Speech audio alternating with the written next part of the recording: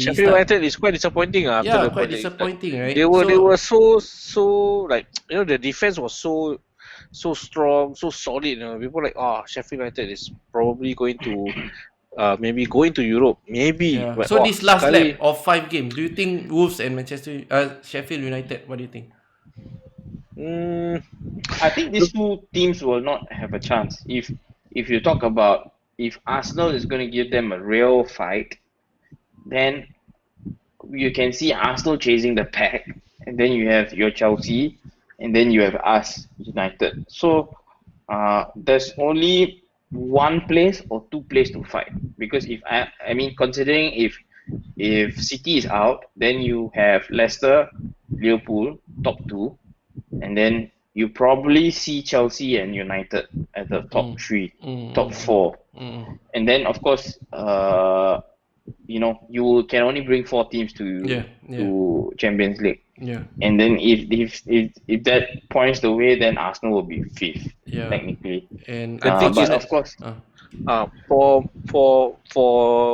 the coming games or the coming matches for the rest of the team in those vying for the Europe, right?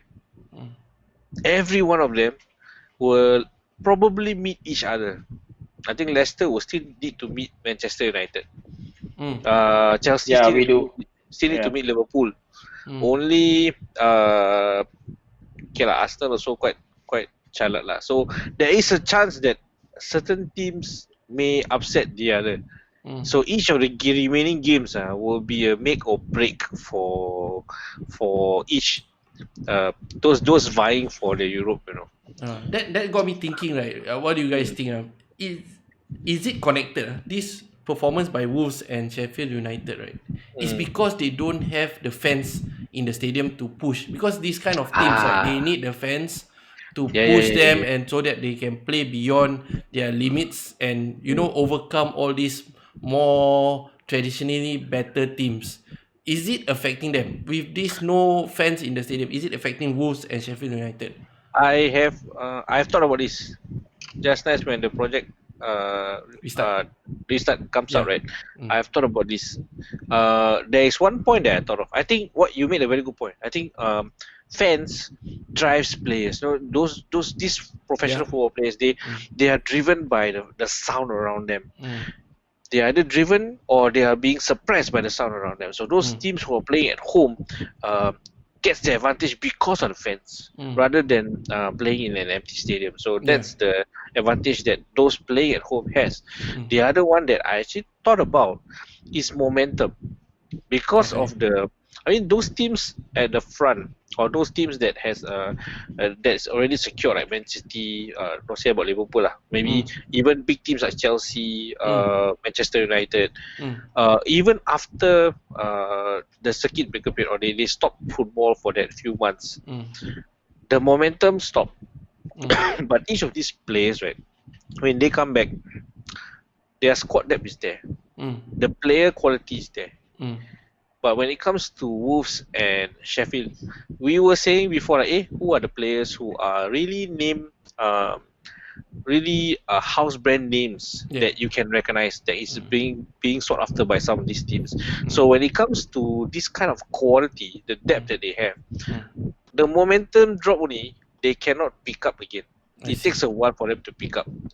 Whereas the big teams that are already in the top 6, right, they are the quality is there. The players that they have, the quality is there. So even though they stop for a while, they don't need so many games to start to pick up. There's a lot of factors going on to this project restart. When after coming back from project restart, you have this reality of playing without fans and fans pushing the team and all that.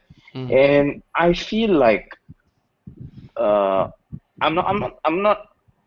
not really the fans are there to push them on. That is a factor on its own. But I feel like as professional players, that shouldn't matter to you.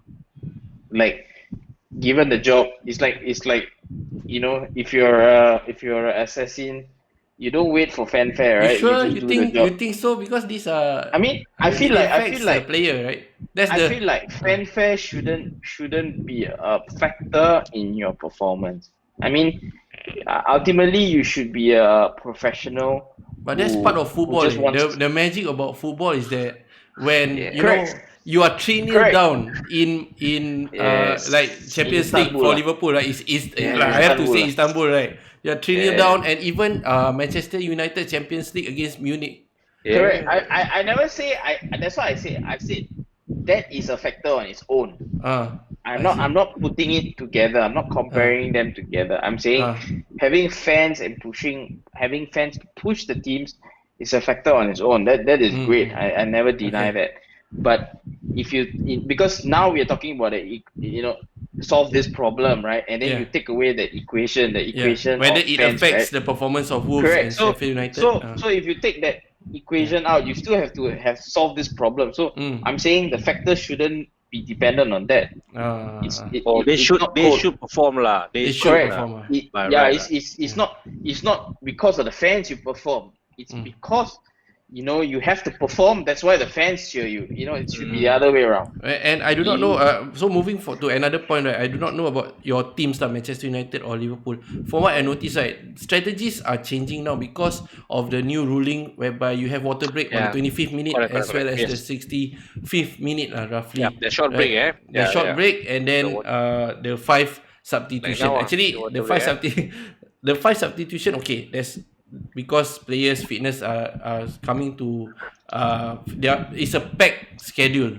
Yes. And players are injuries. slowly Have to avoid injuries. Yeah, to avoid injuries, right? But this 25th minute and 65th minute of water break, right? I think affects momentum from what I see, and it Yes. affects the strategy of that's managers. a good Like point, eh? Arteta for the first 25 minutes, Arsenal against Wolves was not so persistent and was not so aggressive. But after that 25th minutes, right, they started to be aggressive against Wolves. Same thing that happened in the 65th minute. After water break, Arsenal changed. But before that, maybe it's a deliberate tactic that says Arteta says, okay, first 25 minutes we know we are going to have a water break.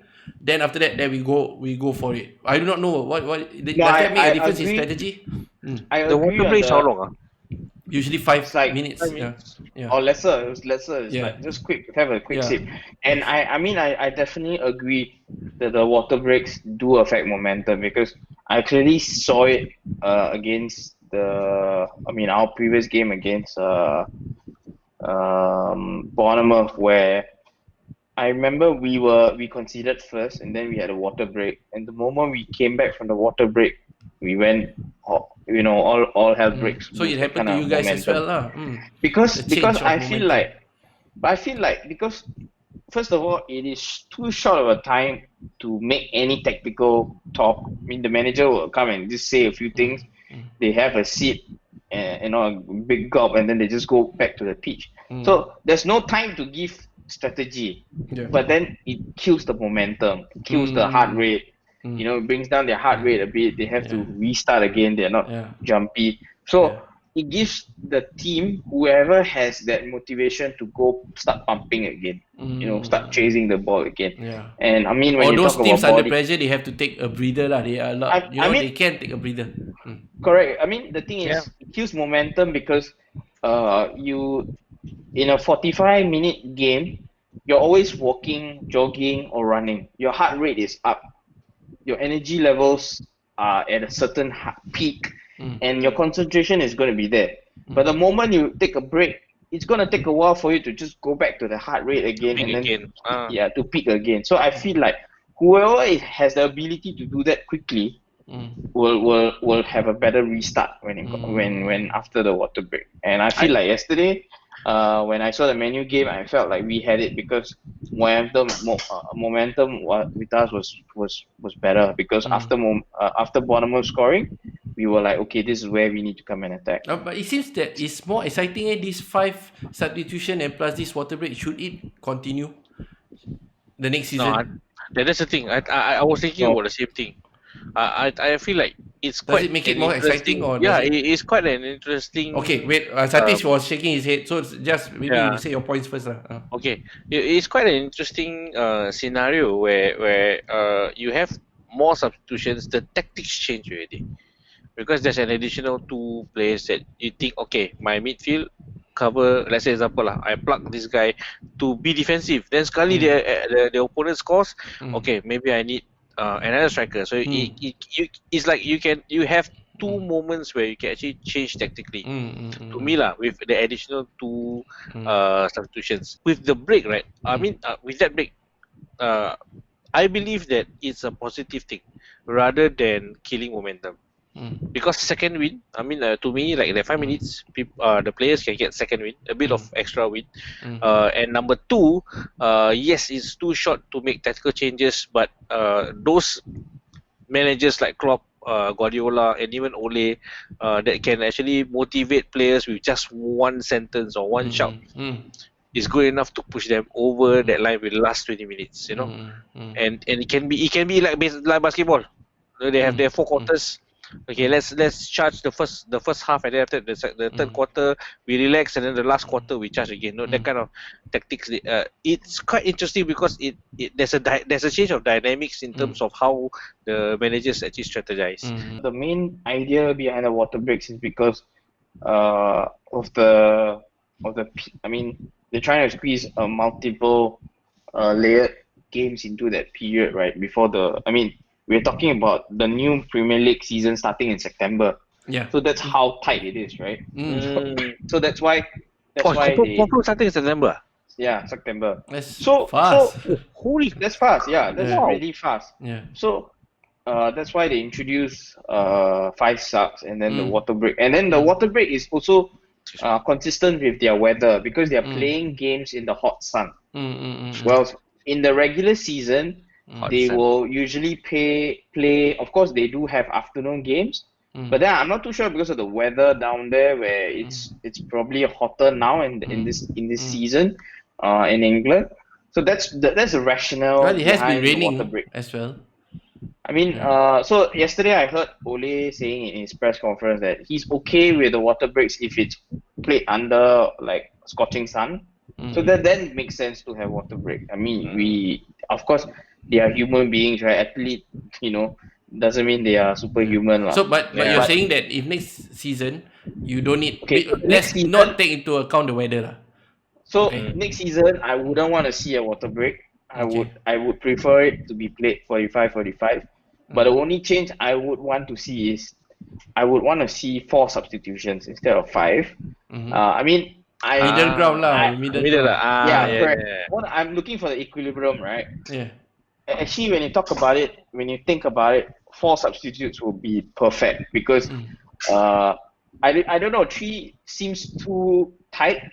There's no kind of strategy. But if you give throw another caveat and say you can change one more time, there's a little bit of incentive for players to also perform because usually if a team makes all 3 substitutions, then the others on the bench will be like, oh, okay, there's no incentive to come on and stuff like that, or there's no possibility anymore. But then now you get them a bit more excited, your fringe players, your squad players to be excited because you have now four chances to substitute. So in a game where you really need to change it from top to top, top to bottom, right? 4 changes will really make a big impact because you can change one in every department, and then you can still put in another substitute, someone who didn't perform. Maybe at the 80th minute, you throw in like a Dan James to go and kill the game. Something like that. So but that said, right? That might be an advantage for top teams. Imagine 4 substitution for Liverpool and 4 substitution for Norwich. So 4 substitution for Liverpool will say, okay, I've got my bench, I got 4 talented footballers. But if you look at Norwich or let's say Watford or the bottom teams, right? 4 substitutions. Newcastle, who can come in? Correct. So it might be disadvantages for those bottom teams. Say if Watford or Norwich against Liverpool, right? Yeah. And given that they can make 4 substitutions, they can still bring in their spare striker. They can still bring in a spare midfielder, and then they can take out 2 poor performing midfielders and throw in an additional 2 defenders.